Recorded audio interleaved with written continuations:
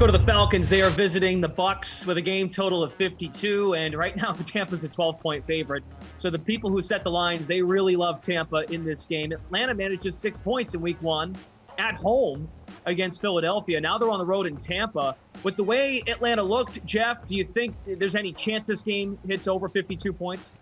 I mean, look, I don't want to be like the over guy who's just like, smash the over, guys. We got to take over in every game. But how do you take the under in this game? I mean, the one thing we know about Tampa Bay is regardless of how much they're ahead, they're going to throw the ball.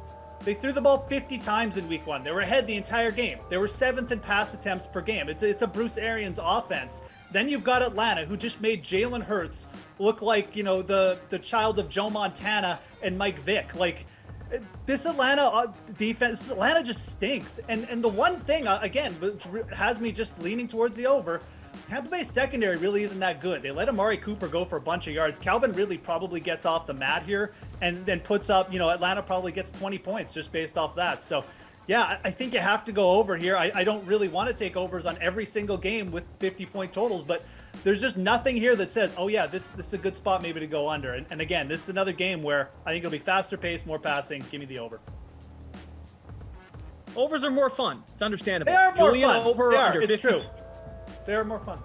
Over. I mean, Jeff's made all fair points. I don't know what are the Falcons? Like, they just scored 6 points at home against the Eagles, and they're going to be playing from behind, I think, no doubt, in this game. And I do love Jeff's point about the Tampa secondary kind of got hot on that playoff run, but was an issue throughout the regular season last year and was an issue against Dallas once again in that opening game. So Calvin Ridley can get loose for some scores. Kyle Pitts maybe gets more involved than his debut.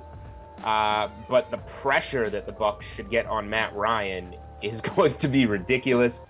I have no idea what to do with what to do with Atlanta, what they're going to be good for in this game. So if I'm betting an over here, I'm strictly looking to the Tampa Bay Buccaneers team total because we know what Tampa is, we know what Tampa can do. And I can't get Atlanta involved in this point. I cannot trust Jeff's beloved Falcons in any way.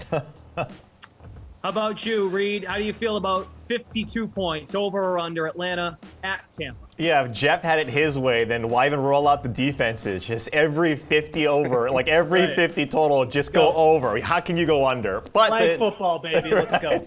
Exactly. By the way, to Julian's point, Tampa's total right now is at 32.5.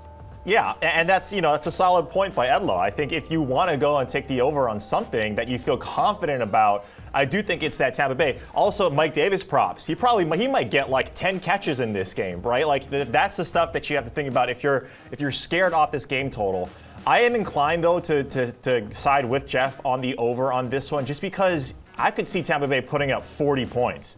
Right, like this team is going to pass a ton, and it doesn't matter what the game script is because of the weapons that they have, which means that Atlanta, even though they only scored 6, Julian, they just need to put like 7 on the board, 7 more, on the board than last week, and progressively get a little better. Could they score 0? Absolutely, right? Because this this offensive line gave up 11 pressures on Matt Ryan on the inside. And Vita Vea, we saw what he did on Thursday night. This guy's an absolute monster. So Matt Ryan might be in store for a very long, long day.